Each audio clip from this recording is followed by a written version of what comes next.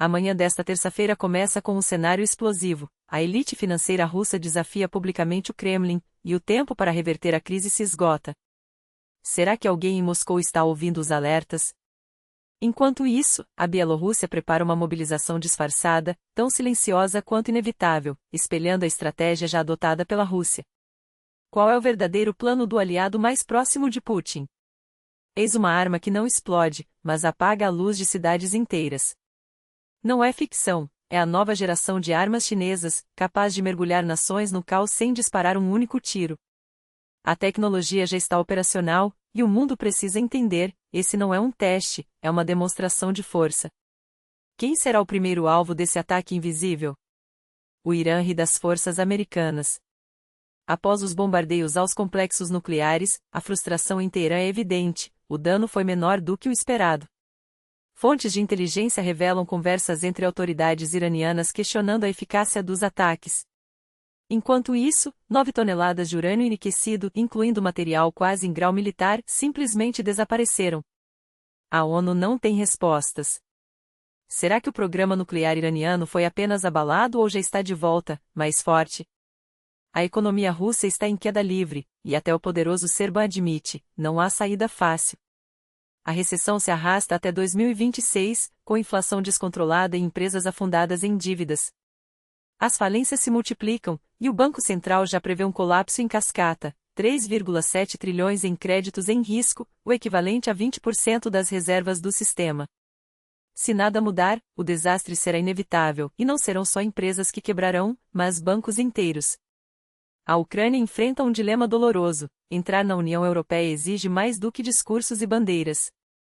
O compromisso com o euro é obrigatório, e exceções como a Dinamarca são raríssimas. Enquanto a Lituânia debateu abertamente os prós e contras da moeda única, Kiev já assinou o acordo, mas a transição, se acontecer, não será antes de uma década. E mesmo assim, só se o país decidir que vale a pena.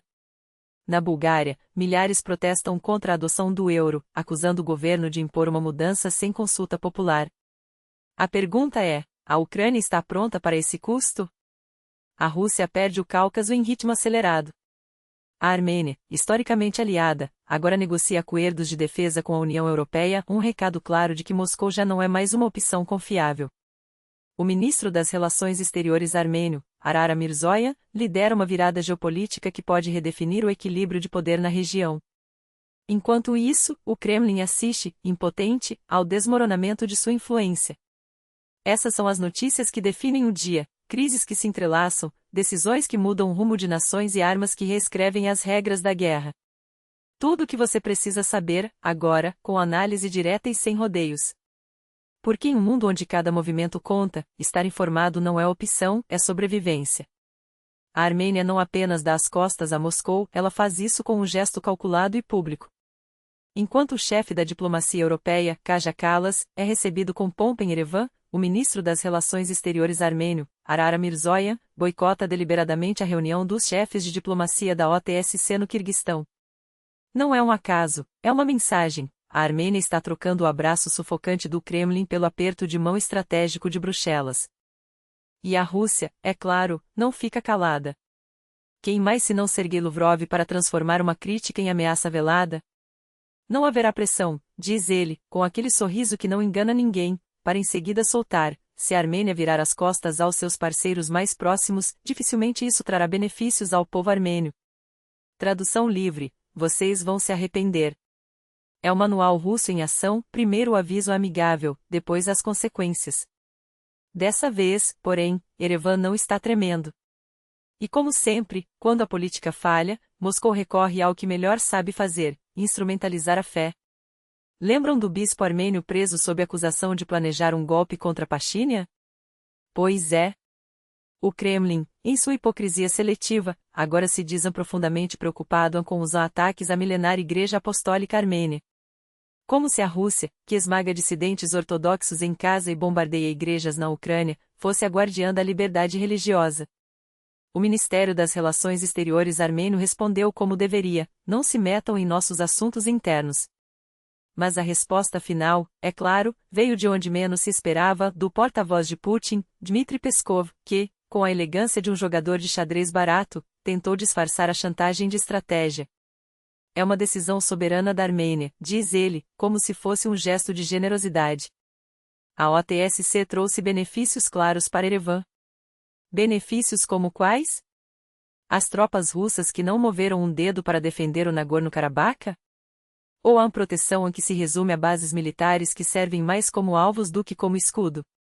A OTSC, essa aliança que só demonstra eficiência quando se trata de legitimar invasões ou ignorar crises, agora é vendida como um clube de vantagens. Mas a Armênia, ao que tudo indica, já cancelou a assinatura.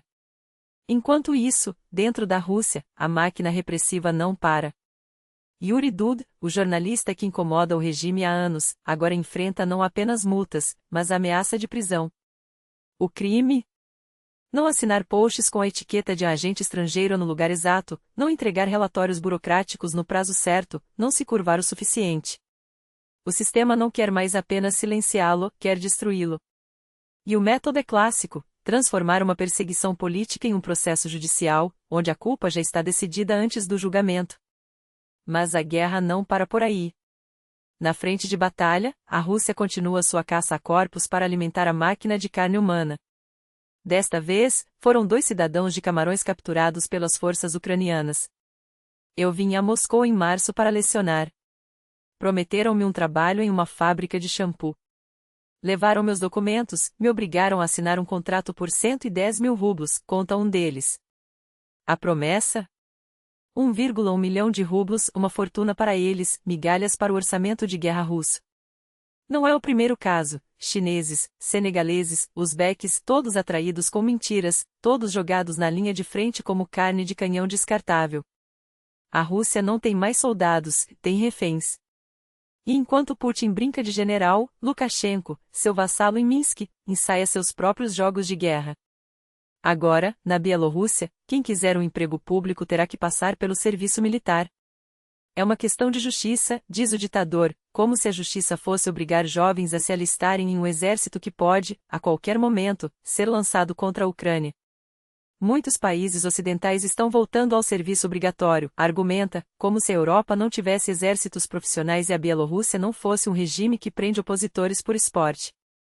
É preparação para uma ofensiva? Um blefe? Ou apenas mais um passo na espiral autoritária que engole a região?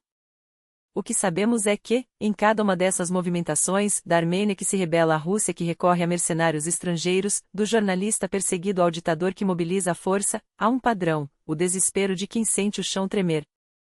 E em tempos como este, ficar atento não é apenas uma questão de informação. É uma questão de sobrevivência. Por isso, não desligue agora. Compartilhe, comente, exija que mais pessoas saibam. Porque as notícias não são apenas o que acontece, são o que vem por aí. E o que vem por aí, infelizmente, não espera por ninguém.